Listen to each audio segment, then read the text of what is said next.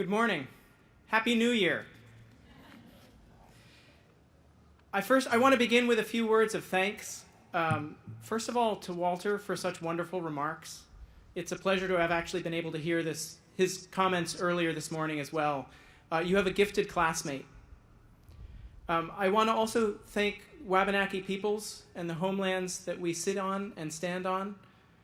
The people whose labor has made our time here possible and our conversation today possible, including the people who are turning the words that you hear into words that you can see. I'd like to thank especially also the class of 2018 for nominating me for this opportunity to speak with you all. I'm sorry they're not here for me to extend my thanks in person, but it really is truly an honor, and I am grateful to them for it. I'd like to thank two students in particular, Tim Larson from the class of 2005 and Emma Solar, who's from the class of 2020, so still here at Bates, both of whom have actually done important research that makes a lot of what I'm going to be talking about today possible. To Caitlin Lampman, Michelle Belden, and Pat Weber, who all work in the Bates Muskie Archives and Special Collections, for providing access to the history that I'm going to be talking about a little bit. And last of all, of course, to you all for being here. It's a pleasure to be here with you. And certainly I want to extend a warm welcome to all of you who are new, whether you're in the class of 2022 or new faculty or new staff. I hope your time here at Bates is much more than you expect. So, although I am certainly grateful for the chance to be here to speak with you all, I have to admit that I'm a little bit frustrated by the conventions that bring us here. So, we all decided to come to Bates for whatever reason because it's an institution that prides itself on small-scale conversation, whether in our classrooms, our dormitories, our departments and programs. And yet, we're going to begin, or you as the class of 2022 are going to begin and end your academic careers here dutifully listening to people garbed in velvet robes standing behind large wooden lecterns and not really having much of a conversation. And it's not that I'm really opposed to velvet and wood.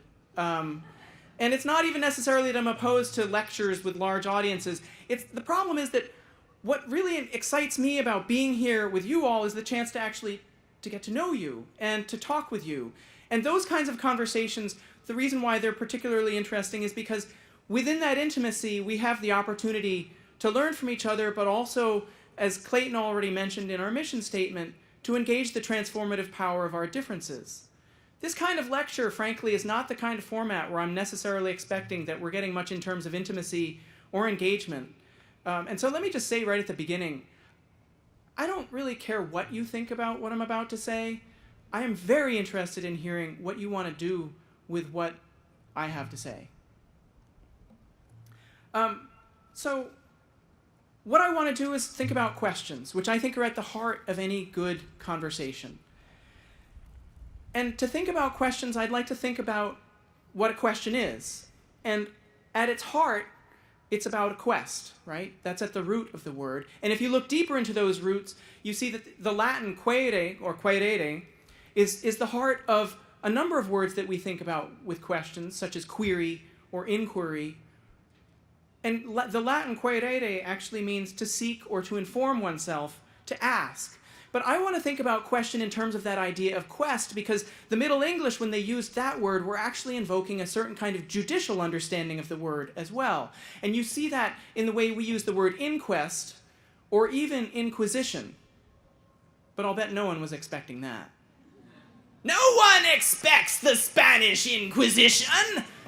Now, one of the things that's important about invoking our good Monty Python parodists is that in asking questions, it's incredibly important that we remember that a quest for knowledge should not simply be a quest to prove yourself right, a quest to conduct an inquisition that seeks to stamp out ideas that differ from your own. To be inquisitive and not inquisitorial is what I'm talking about here. Now, I also want to make clear that I think every question has the potential to lead to something big, to have something big at stake. And I'm a firm believer, as I think almost all of my colleagues, I don't think anybody disagrees with this, as all of my colleagues are, that there is no such thing as a stupid question. Now, I'm sure many of you have heard that injunction many times, and many of you might in fact not believe it, because you think you've heard stupid questions, and maybe even asked a stupid question. But let me ask you this, or ask you to think about it this way.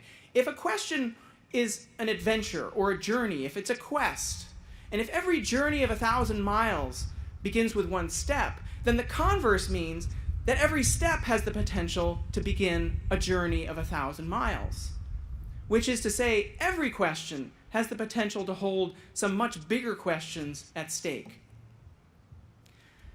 And let me put this in terms of a question that I've been thinking about for a while, and questions that are in a sense initially kind of stupid. So I'm going to need you to use your hands here. How many of you have heard that Bates College was founded by Orrin Chaney, who was an abolitionist? Oh, this is weak. All right, so who's got broken arms? Don't raise your arms. Everybody else who has heard this, because I'm thinking there are a few hands that are not getting above shoulder height or something. How many of you have heard about Orrin Chaney, Bates, abolitionism? Yeah, all right, good. All right, so good. Thank you. All right, so many of you have. And if you haven't, that's totally fine. But now you have. Orrin Chaney was an important founder of Bates College. He was a free will Baptist. He believed deeply in the equality of all people, such that he believed that anyone should be admitted to what was, in 1855, the Maine State Seminary, regardless of their racial or gender backgrounds. Now, a second question, which might be also kind of stupid. How many of you know that Bates College is named after Benjamin Bates, an industrialist who established the textile mills downtown in Lewiston? All right, yeah, you guys are warming up. This is good. Okay, so, and it's in fact in 1864 that Benjamin Bates is going to give the first $10,000 gift of what would eventually be a $200,000 set of gifts to Orrin Chaney so that the Maine State Seminary could become a liberal arts college named after Benjamin Bates. Third question. How many of you know that the cotton textiles that Benjamin Bates and others are weaving in Lewiston are going to be made until 1865 from cotton that is grown by enslaved people in the South of the United States? Okay, so maybe not as many, but that's, I think, in a sense, an indication of some of the ways we talk about our history in this country. But these three questions are at the heart of what I think is perhaps by now maybe an obvious question, and that is, if Orrin Chaney was an abolitionist, deeply opposed to slavery, and Benjamin Bates was making his money weaving cotton grown by enslaved people, why was Orrin Chaney taking Bates's money? And what does that mean for us? So we can start with Chaney's own diary, which fortunately you can find in the Muskie archives. And it's really a wonderful little piece of an artifact. It's about, well, this big, 3 inches by 5 inches, more or less. Small leather-bound thing that he could stick in his pocket. And when you open it, it's 2 pages. On each page would be the 7 days of the week. So Monday through Wednesday on one side, and then Thursday, Friday, and then Saturday, Sunday on the other page. And there's only 1 year of this diary that still exists, which for me is a fascinating question. Why would a man who keeps a diary so often, and we know that he did keep other diaries, why is there only one still remaining? But the fact is, because it's 1864, we have a chance to find out a little bit of what he thought when he first talked with Benjamin Bates about that first $10,000 gift that would make this seminary into a college. And I want to read to you from that important day when Chaney and Bates first talked about that gift, March 4th, 1864. And this is all from Chaney's diary. Have had a long and pleasant call on Mr. Bates. Says he will give $10,000. Would rather have had another name for the college. He cannot act as our agent as well as if on another name. But said it might be as well for us in the end. Said should at some future time make us a donation. I asked, before your death? He replied, perhaps so. I cannot say. Said now is the time to start subscription in Boston. Went to Concord, New Hampshire, stopped with brother E.P. Prescott. Carrie and I called at the Millets. Now, hearing these words, or perhaps seeing these words, might seem rather unremarkable, but it's extraordinary when you look at the diary, because here's this incredibly small page on which only 1/3 Orrin Chaney is trying to fit all of these words, and you can see as he's writing, the penmanship gets tighter and tighter and smaller until he's finally wrapping the words up around the page because he doesn't have room to fit all of the important things that Benjamin Bates is telling him on March 4th, 1864. Chaney, in what looks like fairly spare prose, I think, is really, really excited. $10,000. He was going around and very happy when people would give 100 or 10. And here's a man giving 10,000 and also possibly offering the prospect of much more. But for us, for my purposes anyway, he doesn't say anything about slavery. Now, we know that Cheney had opinions about slavery. He was a member of the Free Will Baptists, which was one of the denominations so radical as to believe that God offered salvation to all people. And if that was true, then that slavery was, as Cheney put it in an opening editorial to the newspaper, the abolitionist newspaper Morning Star, that he edited, as he put it, slavery was, quote, a giant sin against God and an awful crime against man. Cheney was so deeply committed to abolitionism that he left Brown University because as a student he did not see it to be abolitionist enough. Now, Cheney believed deeply in abolitionism, and it's worth noting that abolitionism was something of a fringe at the time. It's easy to say we're all abolitionists now, but roughly 2% of people, citizens or Americans living in the north of the United States were abolitionists in the 1850s.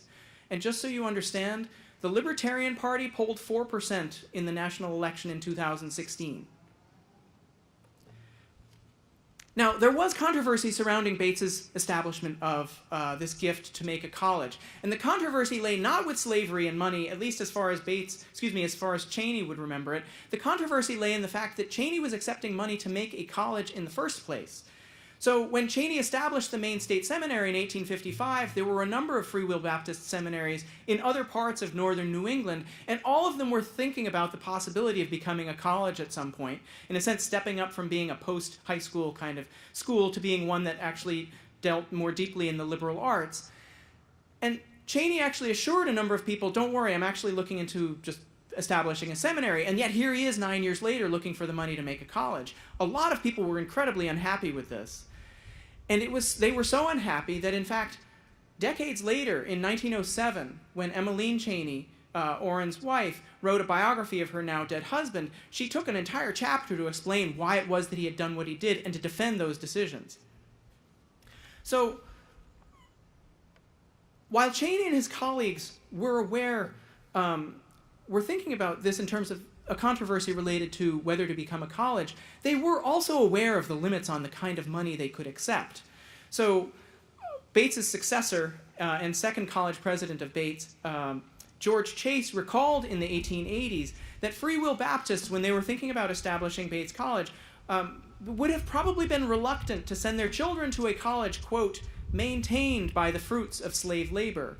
And in making that quote, what he was referring to specifically was that there had been a southerner, a plantation owner, who had actually offered money to an institution in New Hampshire. He had not actually followed through on that, but Chase was acknowledging that plantation owners, perhaps strangely, were interested in supporting an abolitionist institution, and that Bates College would have probably been very uncomfortable with that fact had that plantation owner been interested in giving a donation here. So, here we have a college that is aware of some controversial elements of a decision to become a college, and is aware that slavery is actually a controversial piece of a foundation of a college, and yet, when it comes to talking about money made at least indirectly, but still fundamentally, from slavery, there is silence. And I find that silence intriguing because it suggests just how deeply this nation, not just South, North, South, and West, depended on the enslavement of millions.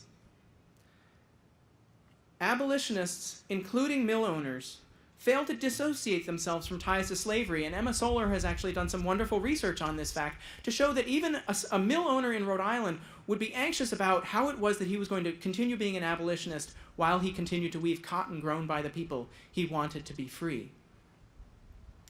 Now, this failure to acknowledge or at least directly address these compromises raises for me another set of intriguing questions. And I want to take another moment to think about etymology, because intrigue is a wonderful word. It comes from the Latin intricare, to entangle or to confuse. And it's worth thinking about intriguing questions, because it is those kinds of questions that are questions in which you find yourself entangled. To put it differently, in what ways are you inextricably tied to the questions that you pose? And it's with that idea of intrigue that I point out that I did not title this talk Questions for Cheney or Questions for Cheney and Bates, but instead Questions for Bates, because my real interest is not questions for them, although I would love to sit down in a room with both of them, but it's for us. And when it comes to slavery and abolitionism and racism, there are many contemporary entanglements for us to consider. As Brian Stevenson, the director of the Equal Justice Initiative, and our commencement speaker this past May, a speaker who spoke wonderfully and who Walter actually paraphrased wonderfully in a number of his remarks as well. As Stevenson pointed out in his address last May, quote, "I don't think we're free in America. I think we're burdened by our history of racial inequality.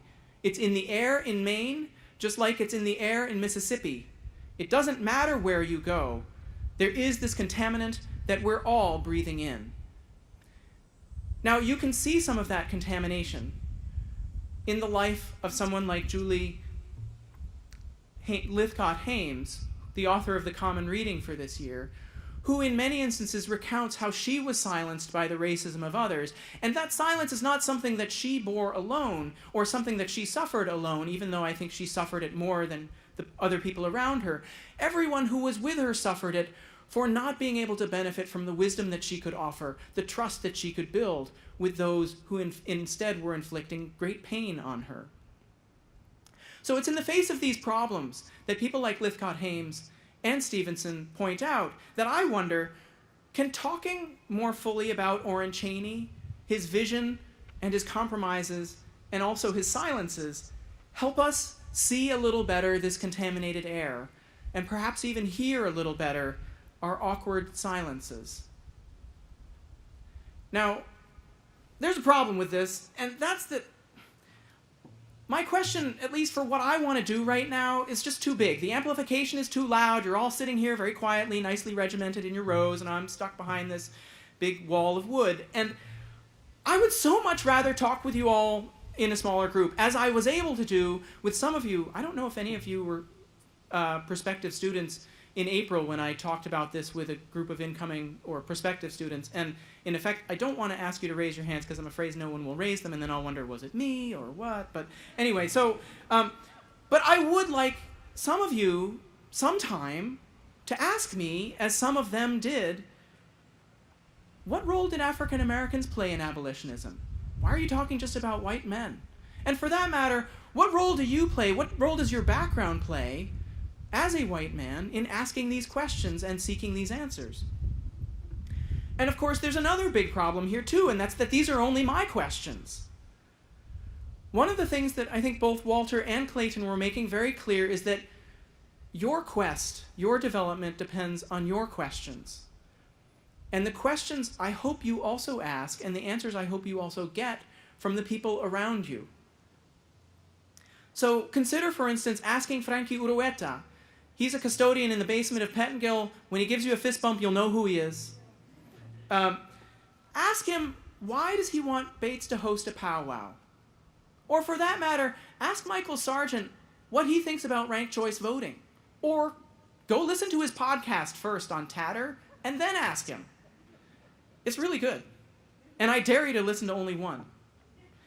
Or ask research librarian Christine Murray anything. Or even more, if you have some more time, ask her about how birds communicate. Let's talk about what intrigues us. And remember, there really are no stupid questions. And perhaps more important, or just as important, let's find the space to do this. It's so easy to say, to stand here, especially when the breeze is blowing. It's so easy to stand here and say, be curious, ask questions, when that does not help you get your homework finished. The dreams of September frequently melt away or freeze up or something. They wither under the obligations of October. And so if you're going to ask questions, ideally you're going to have the space to do so in your classrooms.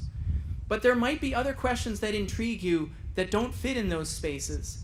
And I hope you do the work to make those spaces. So for my part, if you have a question for me and I take some time and we talk about it, I'll cut corners on my committee work right there. And I might even cut some corners on my lecture for class tomorrow. And for those of you who are in either of my classes tomorrow, you might see some of the effects of these questions in your syllabi. And that's not quite as much of a joke as I'd like it to be right now. So what it's really about is you and the questions you want to ask. I hope I'm part of them. I hope others here are part of them. We have this wonderful opportunity in this wonderful environment to ask them. But more than anything, I'd like to close with one last question, and that's simply this. Does anyone have time to talk over lunch next week? Thank you.